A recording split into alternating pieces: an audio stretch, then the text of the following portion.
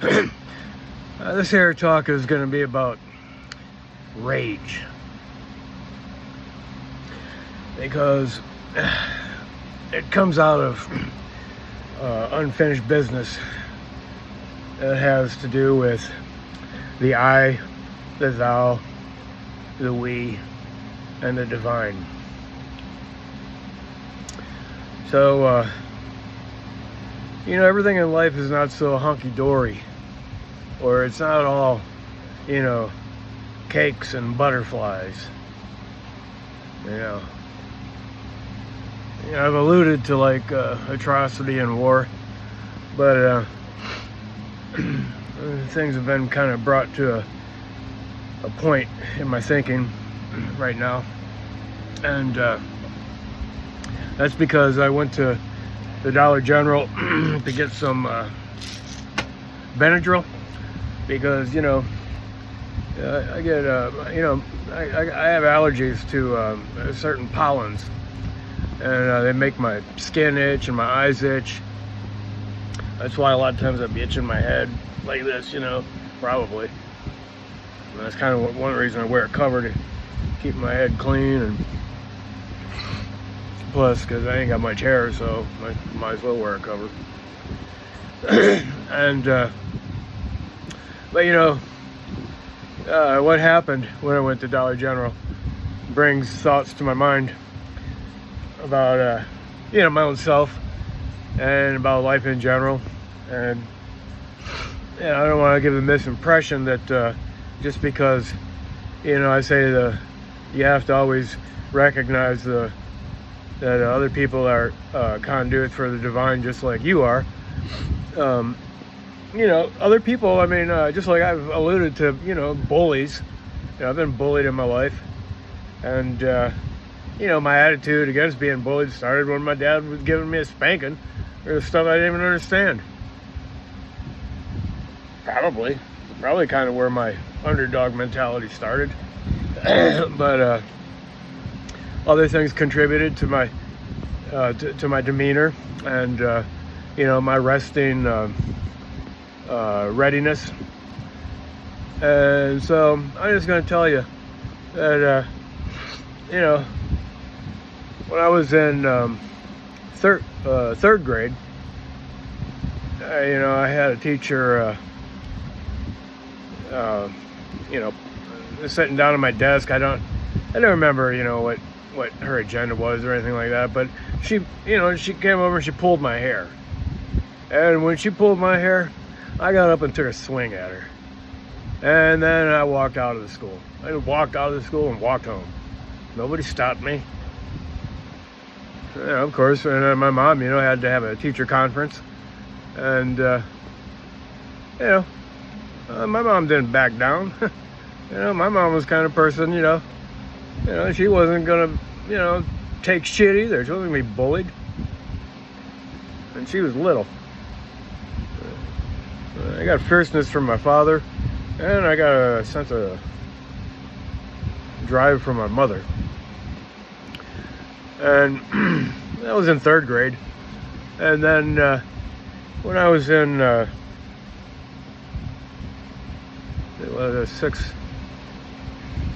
sixth or seventh grade, when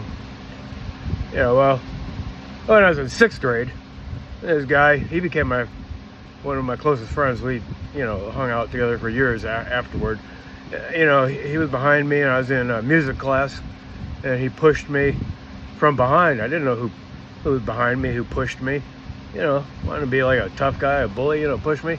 Well, I turned around, and I just started swinging. I started swinging, and I started driving. And I drove him all the way to the window, punching. And teacher, of course, grabbed us both, took us down to the principal's office, and as we were sitting there, he was afraid of his parents. He's afraid he was going to get a real ass whooping. And so he tried to work with me to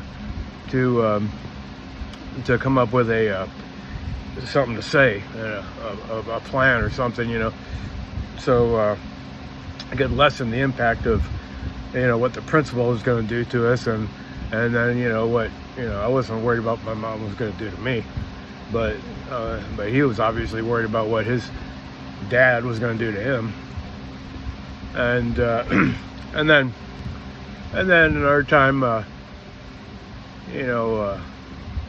his math teacher, something to do with, everybody had their head on their desk or something by order or something like that, and I don't know what he did. He did something to me, said I was smirking or something like that, and I think he pulled my ear, and then I got up immediately.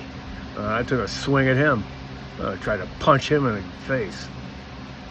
I don't let nobody pull my ear. I don't care who you are. And of course, I got drugged down to the principal's office again, detention and all that kind of stuff. And then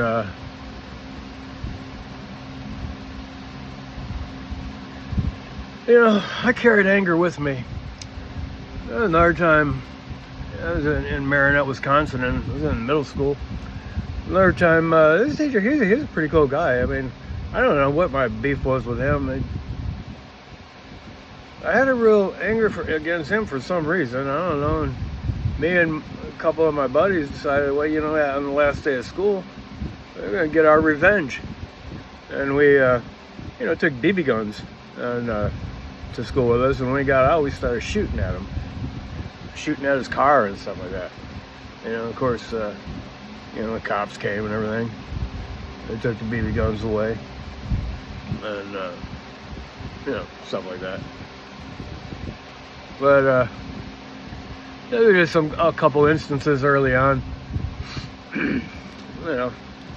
Those are memorable because I was a kid. I can look back on that, and I can see, who I was back then, and who I was back then is a lot like who I am today. Still, even though I've modified and curbed some of my behaviors, but today, look, I've had people try to kill me, and I've had people kill my dogs.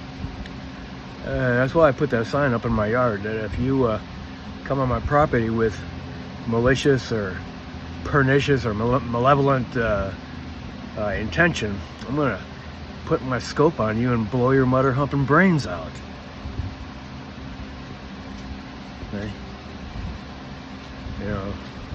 The last dog, Smokey, he got hit in the mouth with a hatchet or an axe. I think it was this hatchet that I gave this one guy. And I found the hatchet in the yard, and I seen Smokey had a right in the lower jaw, where it got hit, you could see it got hit by an axe or a hatchet, and the hatchet was laying in the yard. I'm sure it was that hatchet. And then, he died a few days later, and I didn't know what was going on with him. He started panting real heavy, and that just don't come from a hatchet blow. And he got sick. Well, when after he died, I did my own autopsy on him, and I was gonna find out what the hell was really going on here. And so I cut his head off with a chainsaw, and I cut his belly open with a knife, and I took out his insides, and I seen that his belly was full of coffee grains. And the reason I found this out is because I put the contents of his belly in a bowl with a lid, and I left it outside, and it never, like contents of, food or crap, is gonna grow maggots. And nothing ever grew inside that. I left it in there for months. Okay? Nothing was able to grow in that. So, and I looked at it, and then I realized these are coffee grounds, and I researched on the internet, what coffee ground, if a dog eats coffee grounds, what will it do to them, and stuff like that. And It was probably a mixture, probably just some kind of mixture of poison and coffee grounds. I mean, for all I know, I mean, could have mixed antifreeze and coffee grounds together. I don't know. Kill a dog. I know, one person who was a guest of another person here, the person told me that he was asking her boyfriend how to kill a dog. Or, they wanted to kill my dogs. I found one dog stuffed inside my lift station for sewage from my garage with his hind leg blown out. And then Quinn, she, I found some of her bones inside of a bag inside my garage, and I found some of her hide, her teeth, and part of her jaw pressed into part of her leg, and probably got, part of it got thrown out, her body got thrown out on the road and run over by a truck. Maybe she got hit by a truck, but that doesn't explain how bones got in a woman's kind of purse kind of bag inside my garage. And I've had attempts on my life, people trying to kill me, poisoning me, putting stuff in my car, making me fall asleep while I'm driving and stuff like that. And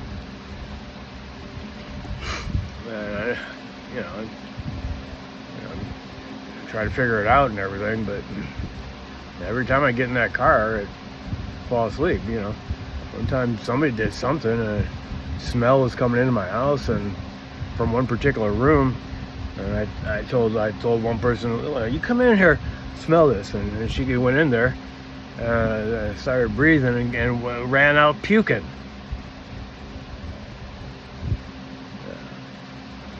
Yeah. One guy told this other guy who used to live here that I was going to be subject to a slow death. Well,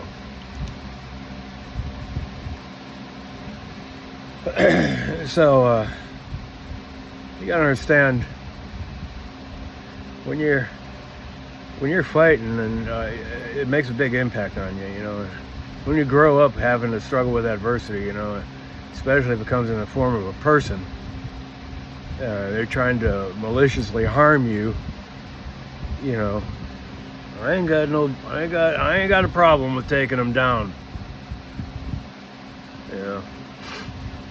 Look, Jesus said, if you live by the sword, you're going to die by the sword. And when Peter cut off the soldier's ear that was trying to do something to Jesus, and Jesus took his ear and put it back on his head, like he could do that, whether or not it's really true or not, I don't know, but that's what it says in the writings. It says Jesus, healed people.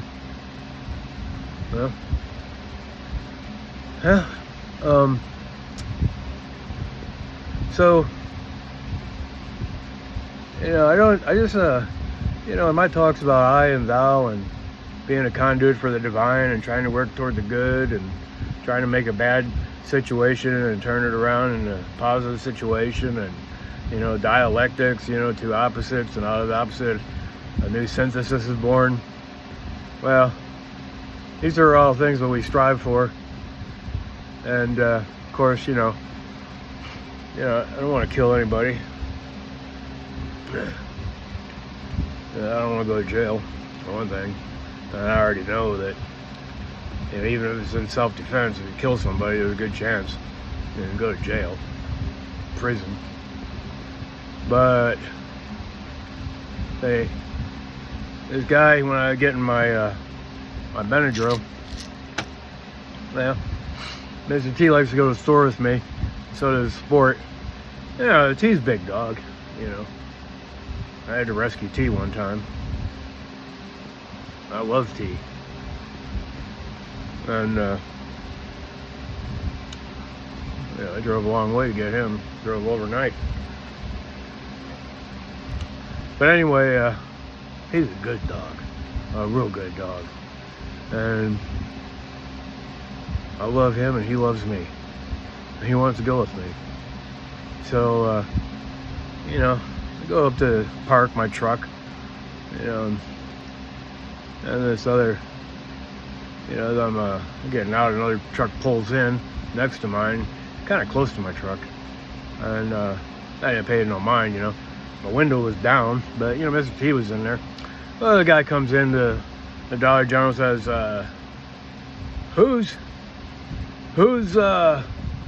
dog is out there in a truck? And I said, my dog. And he said, well, he just jumped out and bit me.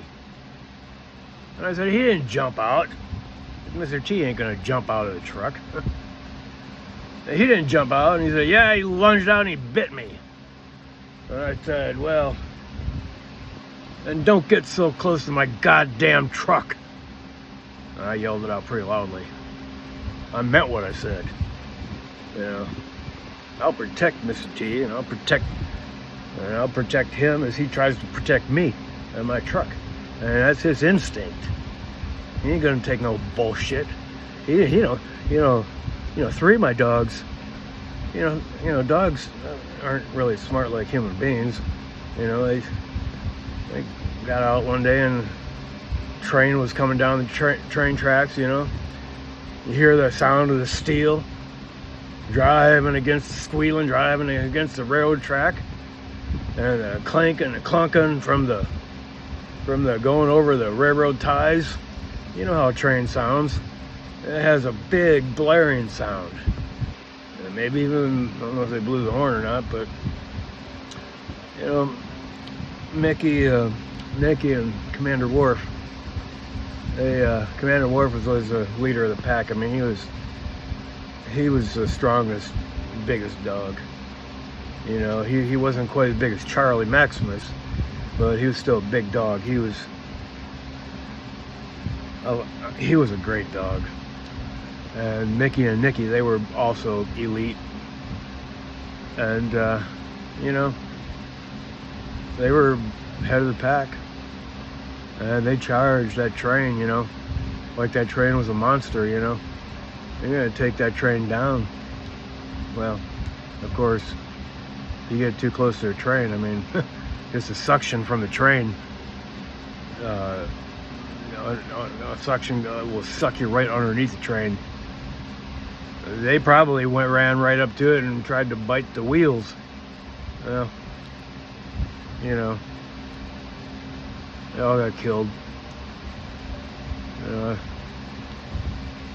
was very sad for me. 3 of my dogs lying dead there on the train, across the train tracks. And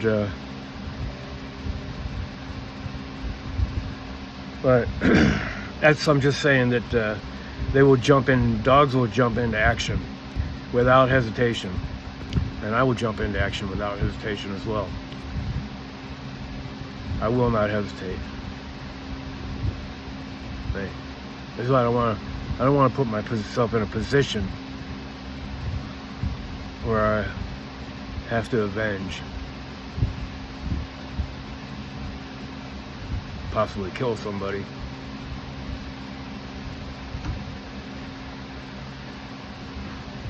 Well,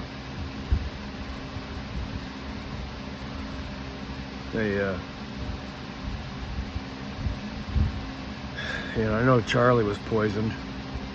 I know Lucy was poisoned. I know Smokey, was poisoned and bludgeoned. I know Slowpaw was shot through the leg and stuffed in my lift station.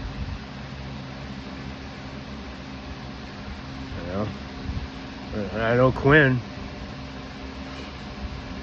It seems it was sent to me on my phone. I mean, I still have the videos and stuff, and I'm looking at the video, and this looks kind of weird. And I looking, and it seemed like I seen Quinn laying on top of my burn pile, and I zoomed in on it and magnified it. It sure as hell looked like her body. And then, I was looking at the people on the front porch, and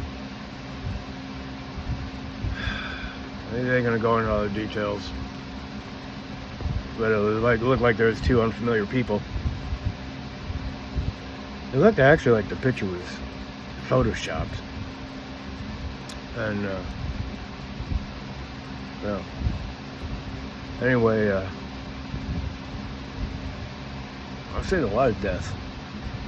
I had a guy die right in my house here after he stayed here for only 3 days. And he was poisoned. I thought he got some cocaine and it had fentanyl in it. And he was celebrating that he came here to live. And yeah, I didn't know he had any cocaine or anything like that. But the next morning he was dead. So,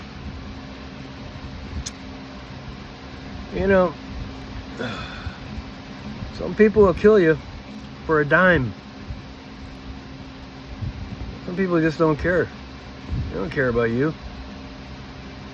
They'll kill you for $1.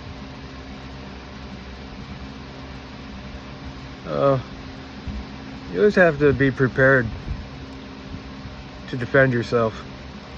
And if that means physical force, so be it. If that means using a weapon, so be it.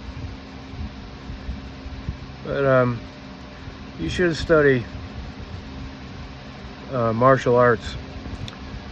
And like in jiu-jitsu, you use a person's own, like if they swing at you, you use the momentum of their own force against them. That's what they train you to do, And some people have a real unique way of using humor against adversity. If you have a physical handicap and somebody is gonna make fun of you in school or something, you have to prepare yourself how you're going to combat against that and not be humiliated and come out the victor. There's a comedian who's like a midget, and that's what his dad did for him. He said, look, you're going to be going to school, people are going to be making fun of you, so how are you going to stand up for yourself? And he became a comedian, and that's the best way. The best way is always to turn the situation around in a positive way. Not like fight fire with fire. Sometimes you have to fight fire with fire, but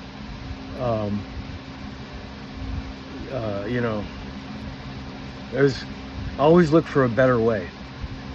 And it's a situation when my anger rose against this guy at the Dollar General recently. I realize how quick I am to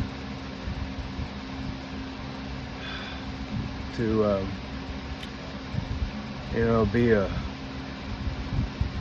certain type of warrior that is a primitive kind of response, because I've always had to depend on my own.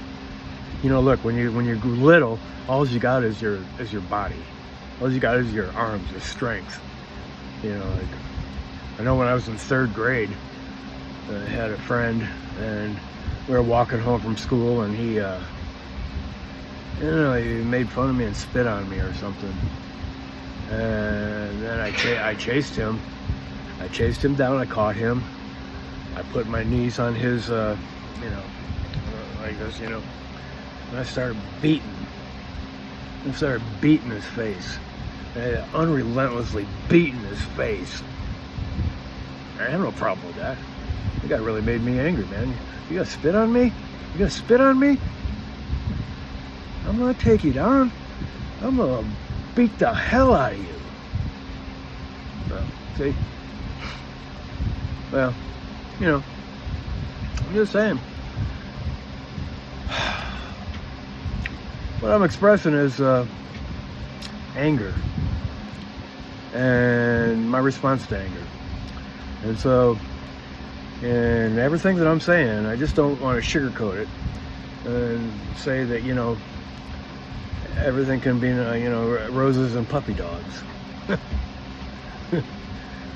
You know, everything ain't roses and puppy dogs. But the best thing to do is to try to cultivate in your mind and your will and your emotion a higher response, like maybe you would learn if you were studying martial arts. See, or something. Yeah.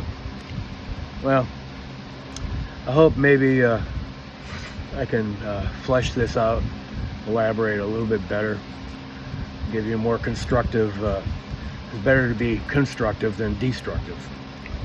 So, you know, and that's my cutting edge. As my supervisor when I was in clinical pastoral education at the hospital, you know, he talked to me about what's your cutting edge. I didn't know what the word cutting edge meant, but it's the areas in your life that are on the edge where your development is. And this is what I'm talking about, is development. And development into a strong and a noble person. All right, bye.